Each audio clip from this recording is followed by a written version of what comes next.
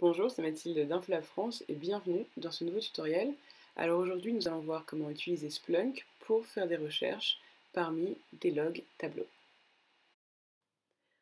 Avant de commencer, n'hésitez pas à aller faire un tour sur l'article de blog d'Emily White d'Infolab UK sur le site d'Infolab UK pour vous familiariser un petit peu avec le sujet.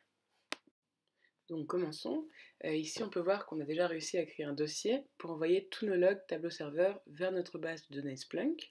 Et comme vous pouvez le voir, je suis déjà sur l'interface.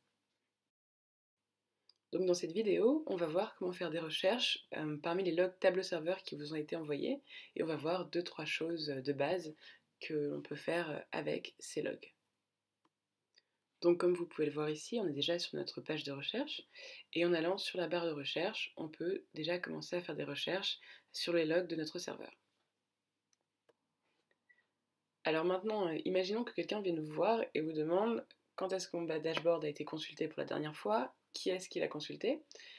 Alors comment répondre à ça? On pourrait utiliser une des vues de l'administrateur du serveur tableau pour faire ça, mais c'est aussi très utile d'utiliser Splunk pour chercher facilement et rapidement parmi tous les logs et obtenir le maximum d'informations à partir de ces logs. Donc la première chose que je vais faire ici, c'est de taper le nom du workbook en question. Donc ici, notre nom de workbook sera injuries, et je vais obtenir tous les fichiers qui contiennent ce mot. Donc, comme on peut le voir ici. Donc comme vous pouvez le voir, les logos sont marqués avec l'heure et la date, et j'ai aussi un certain nombre de détails qui sont affichés de façon très claire sur l'interface.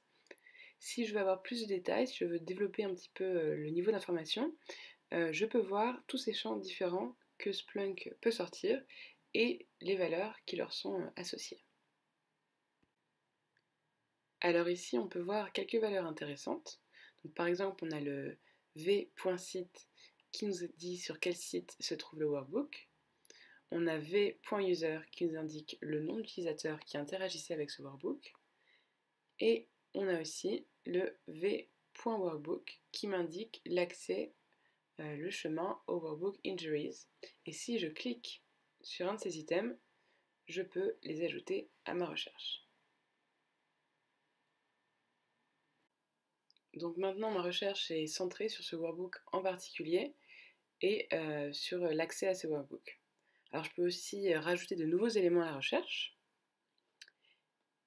Donc ici, je peux revenir à la personne qui a utilisé le workbook et on va voir ici donc le jour et l'heure à laquelle le workbook a été vu et ici, qui l'a vu de nouveau. Et donc, comme vous voyez, ces termes de recherche pourraient aussi être très utiles si vous vouliez connecter Tableau à ce serveur Tableau Splunk et créer des vues administrateurs qui seraient customisées en utilisant aussi ces logs.